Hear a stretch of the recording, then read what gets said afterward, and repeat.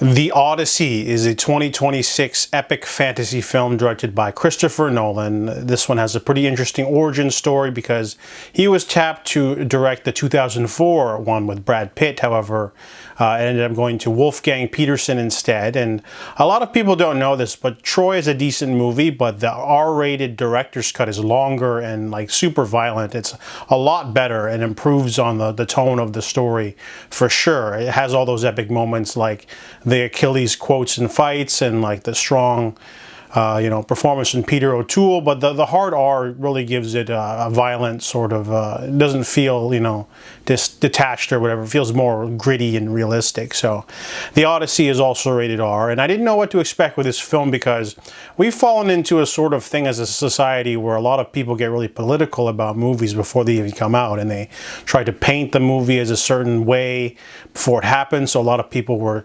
getting angry at the casting or the vernacular of the dialogue in the trailers and things like that. And most of this stuff is actually taken out of context. So I didn't know what to expect because the trailers don't really show what the movie's really about. It hides most of the things going on, the plot elements. So that was a nice surprise going into this movie. You just sort of watch it. It ends up being a sort of epic return, and you get flashbacks.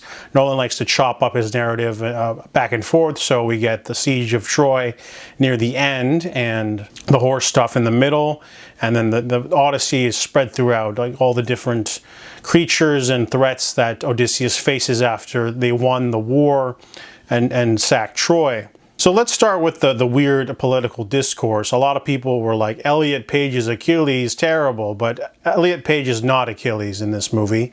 In fact, Elliot Page is a different character and not a lot of screen time at first, and then gets a little bit more later to be fleshed out a little bit. Lupita Nyong'o is Helen of Troy and also her twin sister, barely in the movie. They literally, both of them together have like maybe 5 minutes or less of screen time, to be honest. So there was a lot of stupid uproar over nothing. Same goes for John Bernthal. He's barely in the film as well. Most of this movie's running time is dedicated to Odysseus, his son Telemachus, and Penelope, really, and then a little bit for Robert Pattinson's character and the suitors of sorts, and then there's a lot for John Leguizamo as the Arameus, the blind sheep herder man, and so there's a lot of the movies focused mainly on Matt Damon, basically. Everyone else is just sort of supporting. It is a full 3-hour movie, so there's a lot of that. But let's get into the meat of the movie and what I liked. This movie does one of the things that we haven't seen in a really long time is creatures and monsters and myths and magic and all that cool shit from the Greek mythology. I grew up on Greek mythology. I was a bit of a nerd, and I love reading about all the different creatures and stories like Minotaur and water-based creatures, especially the sea monsters.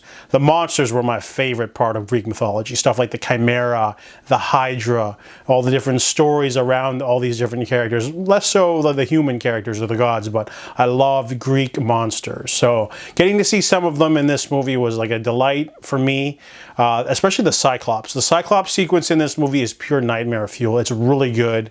The creature design is really great and just really alarming.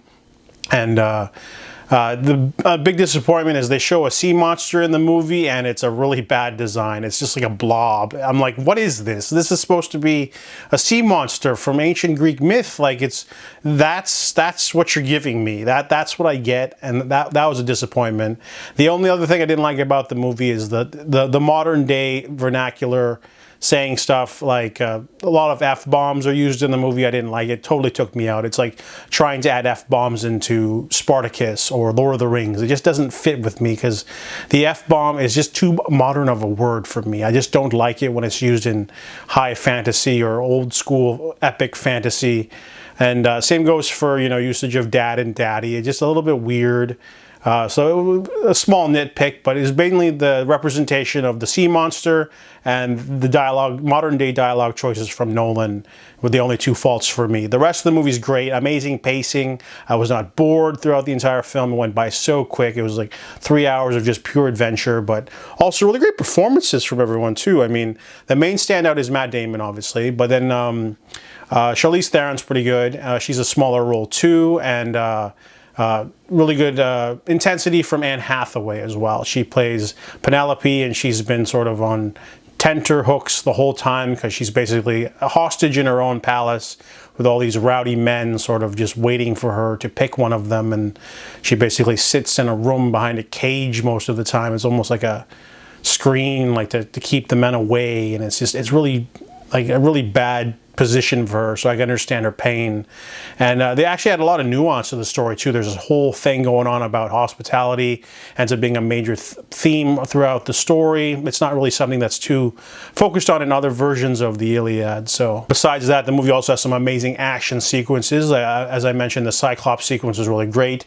There's also another one with a land of giants, and then there's the disappointing sea monster. The Circe sequence is really good too. That was like another almost borderline horror sort of element that I think Nolan wants to do a horror film eventually, so he should do that one next, because the Cyclops sequence and the Circe sequence were really creepy and like messed up. I loved that. It really felt otherworldly. It really added a lot of panache to the movie. In terms of casting, a lot of people were upset that like Helen of Troy is black or whatever. They throw in some other ones in there. There's like a Korean Greek, and then there's also a few black people in there, and there's an Indian guy, but it doesn't really matter to me, to be honest. The race thing doesn't really, not because it's a fantasy, but because at least they don't look too modern, you know. That's why I don't like the modern dialogue, but having a mixed race cast doesn't really bother me at all. You got some pretty good performances in there anyway. But overall, the movie is pretty breathtaking, really good stuff. Especially like just, you know, Matt Damon's brutal journey. And there's some hilarious meme material in there too that I can't get into because of spoilers. But ultimately, it was a pretty solid action-packed adventure fantasy story. You know, I haven't seen any of this stuff since like Clash and Wrath of the Titans. You know, like missing a lot of, or they try to do it with Gods of Egypt, but I kind of love that Greek mythology sort of stuff, and you know, we haven't got that in a while. I did watch that movie with Ray Fiennes in 2024 called The Return, which is like a more art house, bare bones sort of version, but this definitely feels more of a crowd-pleasing epic because it's longer, and it's got a big cast, and it's got creatures and magic and all sorts of cool stuff. So The Odyssey, it was definitely an enjoyable film for me. I give it a 7 out of 10.